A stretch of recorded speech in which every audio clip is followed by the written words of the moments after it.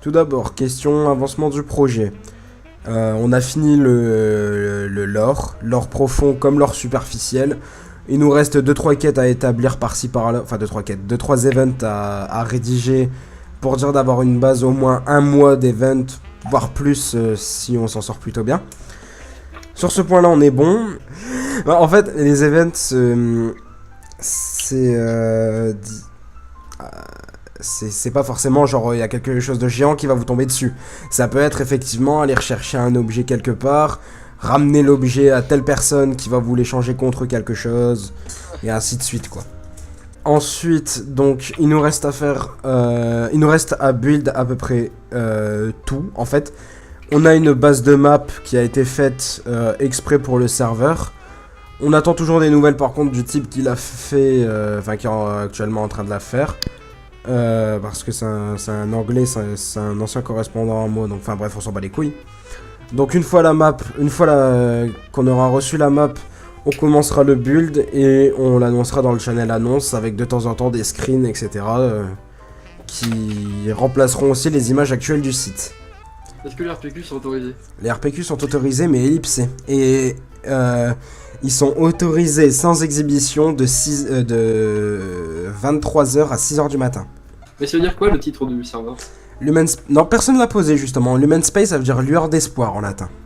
Est-ce que Walter pourra avoir un masque qui est conscient devant une des faces de sa tête? Alors, les prothèses, Walter, c'est pas interdit, cependant c'est assez restreint, c'est pour ça que c'est assez contrôlé, voilà. C'est pour ça que si t'as déjà des trucs sur ta prothèse, n'hésite pas à me les envoyer en privé pour que je te dise ce qui passe et ce qui passe pas. Concernant les prothèses, donc parce qu'apparemment ça vous intéresse, les prothèses sont réservées aux militaires, aux riches et aux exceptions. Les exceptions, ça va en privé. Concernant la map, vous allez faire comme les serveurs débutants et faire un truc énorme. Alors non, ce sera un truc avec... ce sera un serveur qui commence à huis clos et qui continuera ou pas, suivant ce que vous faites. La map sera créée pour quelques coins du monde où est-ce qu'elle aura le droit de partir de l'Human Space.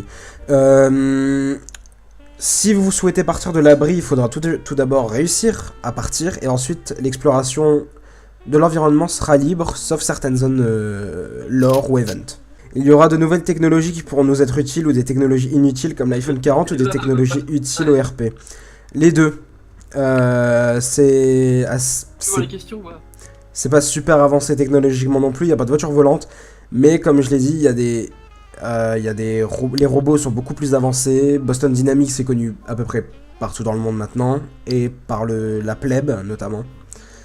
Il y a des technologies inutiles effectivement comme l'iPhone 40 et des trucs comme ça, mais niveau utilité, il y a beaucoup plus de puissance informatique et tout. Linux existe toujours, oui.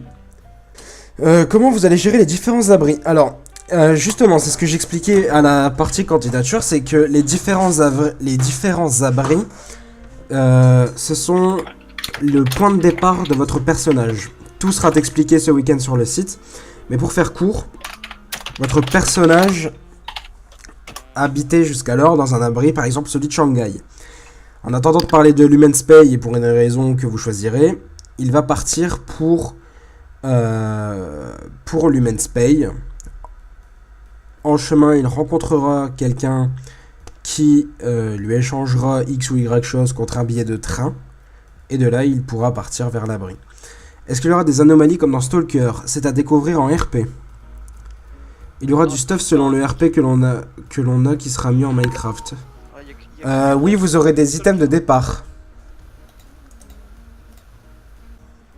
Oui, j'ai une petite question par rapport au stade de ce MMJ.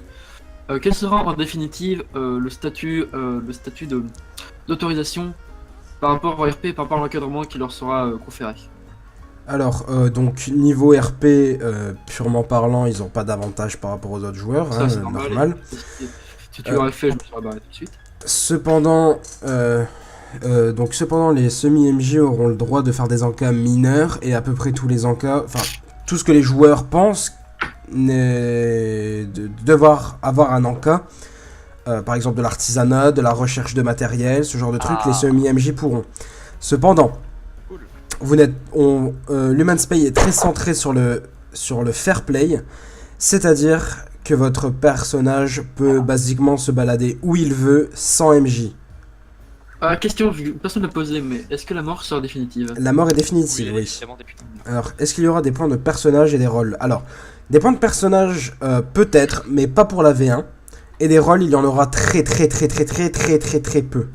Comme je l'ai dit, on va vraiment se centrer sur le fair play. On va demander des rôles que pour ce qui est assez important, en fait. Est-ce que l'aventure, on la commence lorsqu'on va rentrer dans la ville ou de notre abri où on commence? Vous allez la commencer sur le trajet de l'Human's Pay, quand vous serez tous réunis. J'aurais avoir plus d'informations sur ce fameux trajet. Ces trajets seront-ils joués en RP ou est-ce qu'ils seront tout simplement, enfin joués en RP sur le serveur, ou est-ce qu'ils seront tout simplement faits en RP narré sur le côté? Ils seront faits en RP narré avant l'event d'ouverture.